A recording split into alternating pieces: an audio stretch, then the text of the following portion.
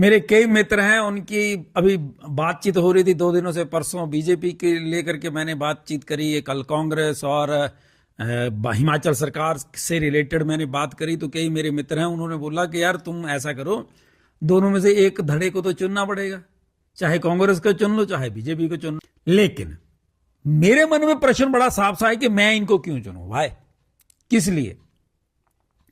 मुझे तरले इनके करने नहीं, प्रश्न करना है और जनता के काम के लिए इनसे पूछना है लगातार।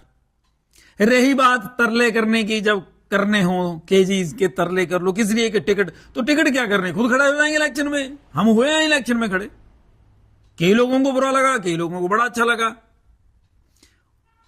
सफल होना असफल होना मैं बताता हूं, हमारी अपनी सोच के ऊपर निर्भर करता है। इसलिए मैं तो हार मानता ही नहीं। मैं तो मानता हूं कि प्रयास था, उस प्रयास के द्वारा हम सफल नहीं हो पाए, यानी चुनाव नहीं जीत पाए। लेकिन दूसरा रास्ता चुना जाएगा, हम फिर से कोशिश करेंगे। हमारा चुनाव लड़ने का मकसद क्या था?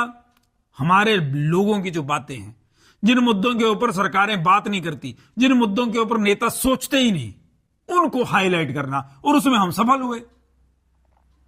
अभी जब बात चली है शिक्षा की, जब खेलों में हमारे यहां फैसिलिटीज नहीं है, आप चले जाओ स्कूल्स में ही चले जाओ। मैं स्कूल्स के ऊपर क्यों स्ट्रेस देता हूं? भैया अगर एजुकेटेड होगा हमारा बच्चा, अगर उसका दिमाग थोड़ा बहुत साइंटिफिकल होगा, सोच विचार करने योग्य हो जाएगा बच्चा, खेलों के अंदर अगर स्कूल में वो बेसिकली उसको थोड़ी जोश रहेगा, तो वो आगे निकल जाएगा, कहीं ना कहीं फील्ड अपनी बना लेगा। अगर उसको सिखाने वाला कोई कोच वगैरह गांव के आसपास रहेगा, तो वो किसी ना किसी खेल में भी अपना करियर बना सकता है।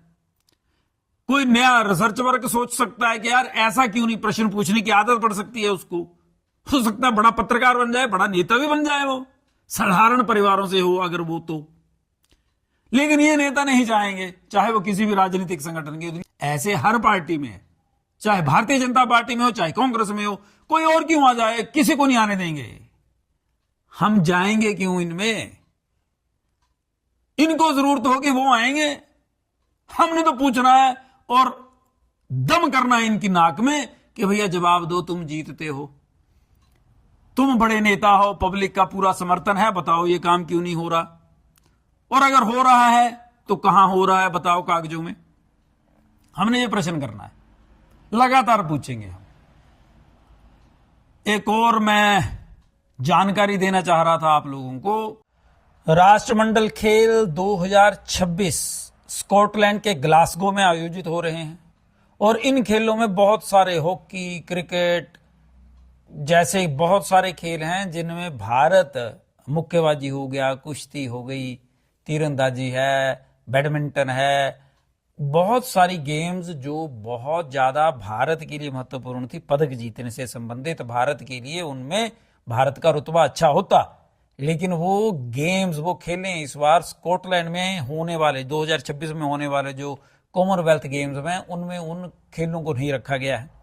अब कॉमनवेल्थ खेल होते क्या हैं? ये हैं राष्ट्रमंडल, यानी कॉमनवेल्थ खेल, राष्ट्रमंडल खेल भी बोलते हैं इनको।